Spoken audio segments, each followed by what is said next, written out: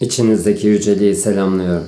Bugün öfke ve içinde beliren kızgınlık duygusu hakkında konuşmaktır niyetim.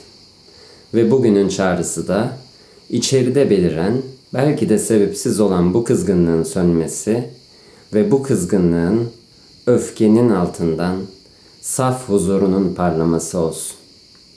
Öfke neden belirir? Bazen insanın içinde dış dünyaya doğru bir kızgınlık belirir. Bir sebep arar zihin, belki sebep bulunur, belki bulunmaz. Oysa ki sadece kızgınlık ortaya çıkan bir hal ve bir durumdur. Bir ifadedir. Peki neden dış dünyaya bağırma isteği doğar? Dış dünyaya neden kızgınlık doğar? Neden içimizde öfke hissederiz?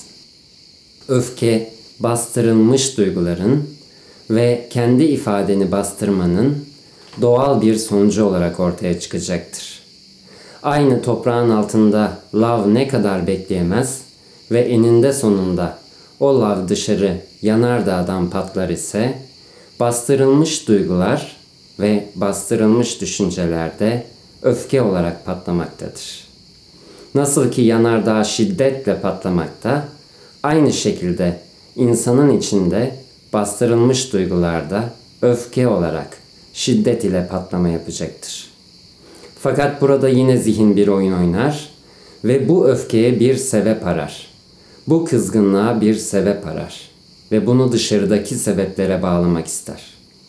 Eğer içinde beliren kızgınlığı dış dünyaya yöneltir ve dış dünyada olan sebepler ile bağlar isen yine zihnin peşinden gitmiş ve yine gerçeği görememiş olursun.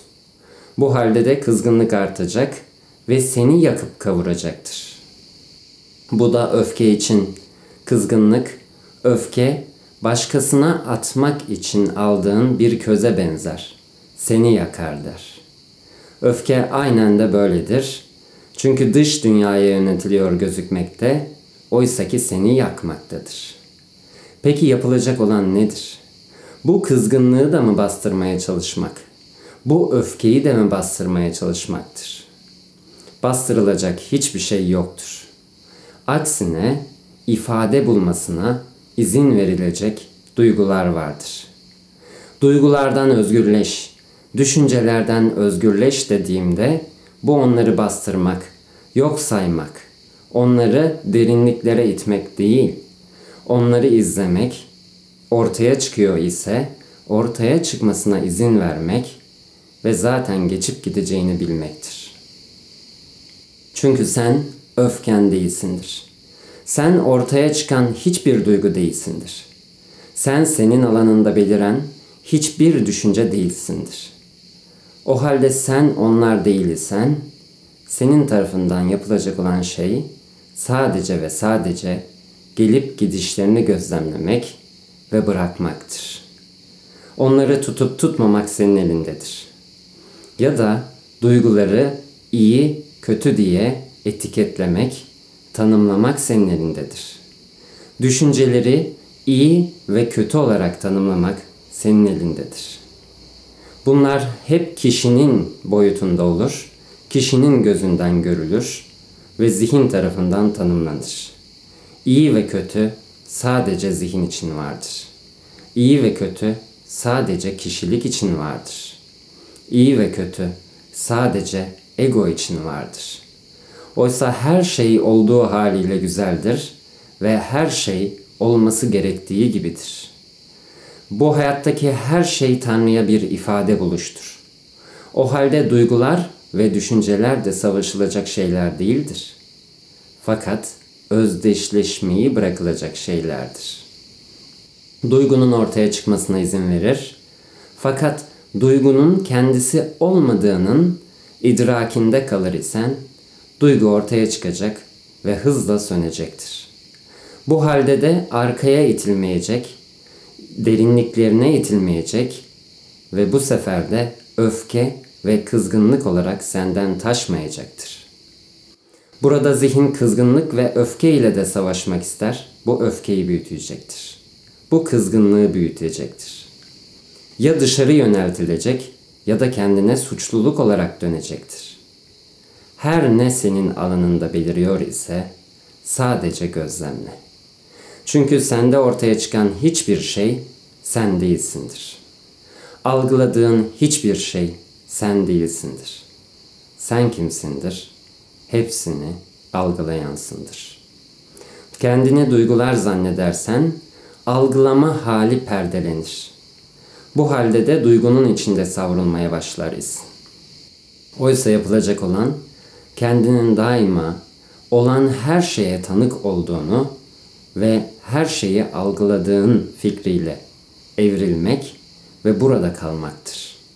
Bunu yaptığında duygular hizmet etmesi gerektiği gibi sana ve bütüne hizmet edecek ve sönüp gidecektir. O halde içinde beliren kızgınlık, öfke duygusunu ne onunla savaş, ne dışarıya yönelt, ne de kendine suçluluk olarak yönelt. Yapılacak tek şey ortaya çıkanın ortaya çıkmasına izin vermektir.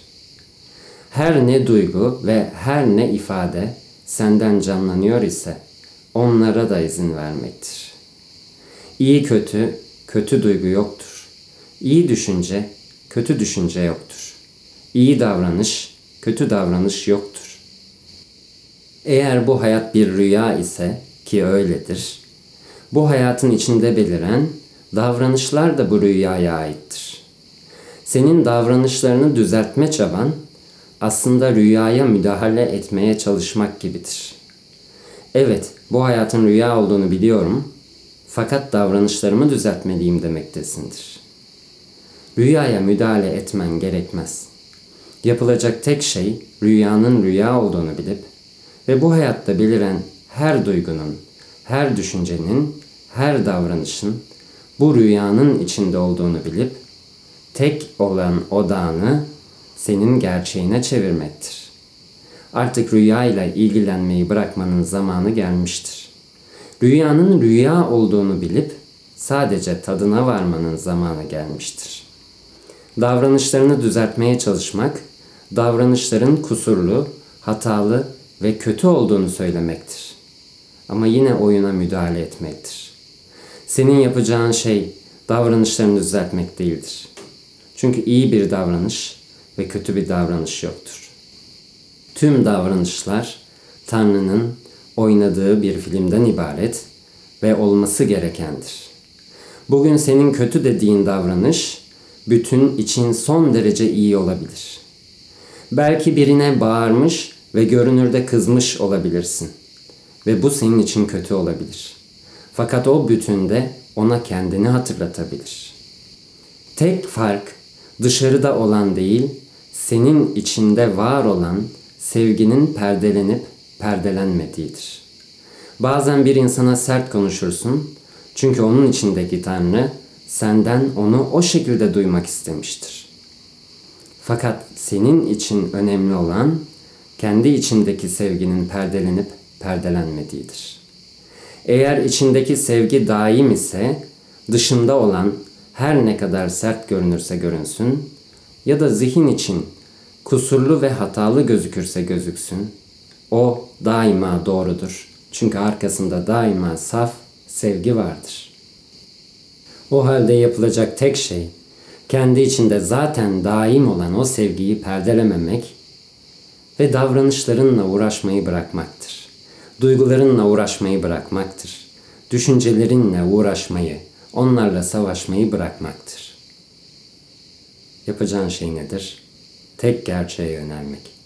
Kendi içindeki o sonsuz sevgiye yönelmektir.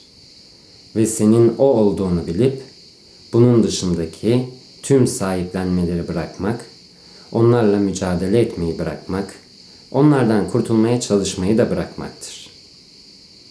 Eğer onlar sen değilsen, senin onlardan kurtulman gerekir mi? Eğer duyguların sen değilsen, onlardan kurtulman gerekir mi? Eğer düşüncelerin sen değilsen, onlardan kurtulman gerekir mi? Eğer zihin sen değilsen, ondan kurtulman gerekir mi? Yapacağın tek şey, onun sen olmadığını bilmek ve bu özdeşleşmeyi kırmaktır. İşte bu halde özgürlüğün kendisi olana açılırsın.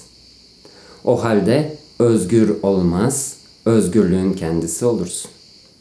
İşte o halde bu duygular yaşanır gider, fakat senin özgürlüğünün üstündeki toz toprak olarak davranmayı bırakır.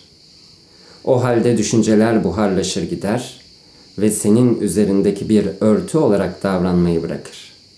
İşte o halde öfke de ortaya çıkmayacaktır.